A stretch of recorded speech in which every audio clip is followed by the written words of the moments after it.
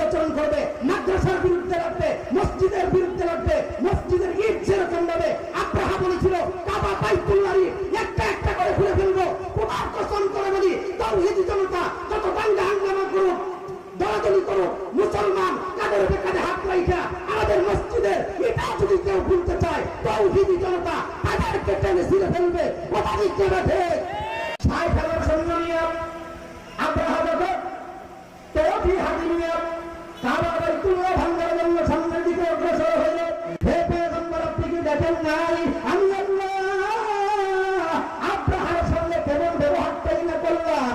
আলাম তারা কাইফা ফাআলা রাব্বুকা বিআসহাবিল ফিল আলাম ইয়াজআল কাইদাহুম ফি তাদলিল। আমি আল্লাহ পাক রব্বুল আলামিন তাদের চক্রান্তকে ধরার সাথে মিশিয়ে দিয়েছি।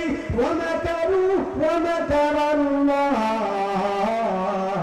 ওয়াল্লাহু খায়রুল মাকিরিন। আল্লাহ পাক রব্বুল আলামিন কেমন ঘটনা ঘটাইছেন, আব্রাহাকে শাস্তি কেমন দিয়েছেন, যারা মাটির সাথে মিশিয়ে দিয়েছেন, জীবাণু দাসের ন্যায় করে দিয়েছেন। আমাদের বেড়া বকরিছেন নিভাবে স্বচ্ছ এরকম সুন্দর ঘাসগুলো খায়, খাবার পরে ছাবাইলে যেমন হয় আল্লাহ বলে আব্রাহার বাহিনীকে নিয়ে আল্লাহ এবং তৃণ দাসের মতো আমি আল্লাহ বানায়া দিয়েছি। ঐতিহাসিক উল্লেখে আব্রাহা যখন সামনের দিকে অগ্রসর হয় হওয়ার আগে আব্দুল মুত্তালিবের 200 উট ডাকাতি করে নিয়ে যায় আর বলে মক্কার যত বড় সদক মক্কার বড় সর্দার যারা আছে তাকে আমার কাছে ডেকে পাঠাও। যখন রাষ্ট্রদূত হানা তাকে পাঠানো হলো আব্দুল মুত্তালিব যায়, যাওয়ার পরে বলে এ আমার 200 উট আমাকে দিয়ে দাও। যখন বললো আমার 200 উট আমাকে দিয়ে দাও, আব্রাহা বলল তোমার সাহসের তারিফ করতে হয়, বাইতুল্লাহ কাবা ভাঙার জন্য যাইতেছি, এই ব্যাপারে তোমার কোনো অনুশোচনা নাই, তুমি উটের জন্য আসছো।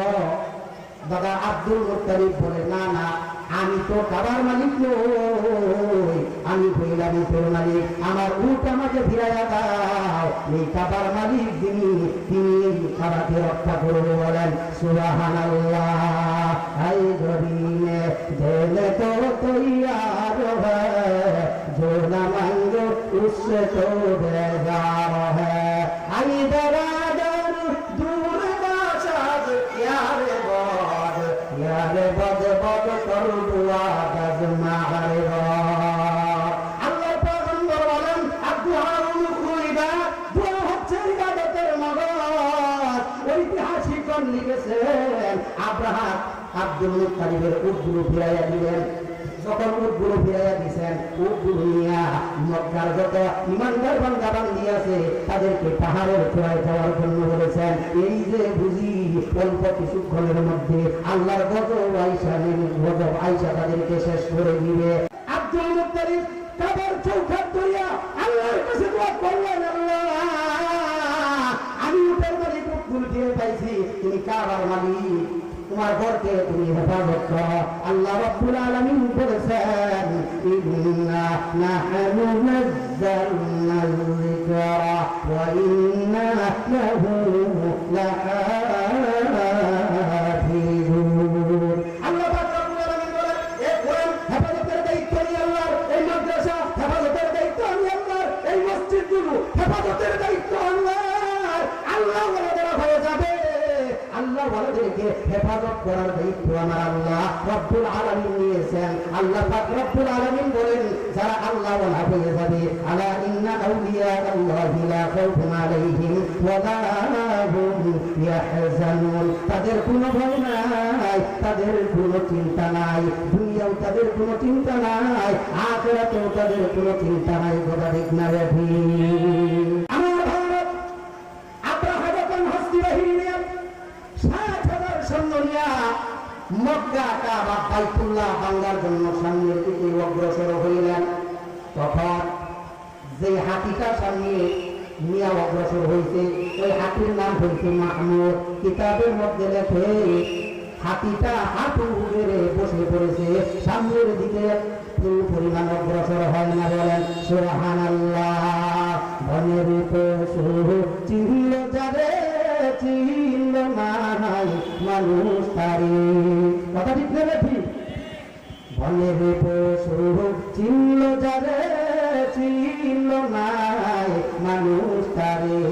আল্লাহদের ডাক দিলে তাই আল্লাহদের ডাক দিলে তাই কাপড় বেদিন পাথর মারে চিনল নাই মানুষ তারে।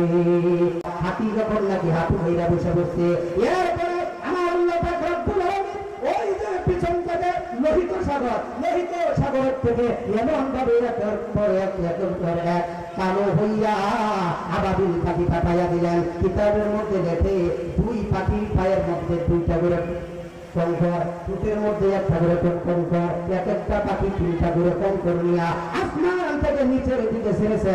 কিতাবের মধ্যে লেখে যার মাথার মধ্যে লেগেছে, মাথার মধ্যে লাগার পর পায়খানার রাস্তা দিয়া নারী পুরুষ বের হইয়া চলে গেছে। আর যাদের শরীরের মধ্যে লেগেছে, লাগার সঙ্গে সঙ্গে শরীরগুলো গলে পচে নিঃশেষ হয়ে গেছে। সেই আব্রাহা কাবা বাইতুল্লাহ বাংলার জন্য আসছে, সে কি মারা গেছে নাকি? বলে হা হা, ইয়ামানের হাসপাতালে শরীরগুলো পয়সা গুড়া গুড়া আল্লাহর দুশ্মনের মৃত্যু হয়েছে। কিতাবের মধ্যে লেখে ৬০,০০০ শূন্য। এমন ভাবে আল্লাহ পাক রব্বুল আলামিন মক্কার জমিনে এমন ভাবে তাদেরকে পুনরুদ্ধার করে দিয়েছেন, এমন একটা মানুষও ছিল না যে এমন দেশে যায় খবর দিবে যে আমাদের এই লাজুক অবস্থা আমি কোনো মতন পয়সা আসছি। আল্লাহ পাক রব্বুল আলামিন তাদেরকে নিঃশেষ করে দিয়েছে। একটা চিরকুটের মধ্যে লেগা মাথার চুল এবং ওই এমনের মাটি দিয়া খামের ভিতরে পুরিয়া নাজ্জাশীর কাছে পাঠাইয়া দিলেন। মহামান্য আদালত, বাদশা আমার শির আপনার কাছে হাজির, ইয়ামানের মাটি পর্যন্ত আপনার কাছে হাজির করলাম, আপনি চাইলে আমার কল্লা হইয়া দিতে পারে। এমন কথা যখন লিখছে, নাজ্জাশী আব্রাহার কথায় সুন্দর সুন্দর কথায় খুশি হইয়া আব্রাহাকে অর্ডার করলেন, যাও যাও তুমি ইয়ামানের বাদশা, আজ থেকে তোমাকে আমি সিকিউরিটি দিয়ে দিলাম। এই পাওয়ার পরে আব্রাহা যখন দেখল মক্কা বাইতুল্লাহ কাবায় মুসলমানেরা হজ করার জন্য যায়, বাইতুল্লাহ তওয়াফ করে আব্রাহা চিন্তা করলো এটা তো করতে দেওয়া যাবে না।